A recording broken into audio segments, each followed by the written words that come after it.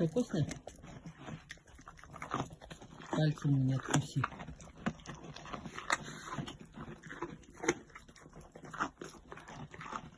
Домашняя, вкусненько. Пока мужиков дома нет, я тебя со стола покормлю.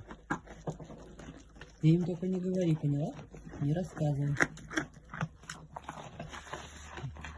Я тебя маленько балую.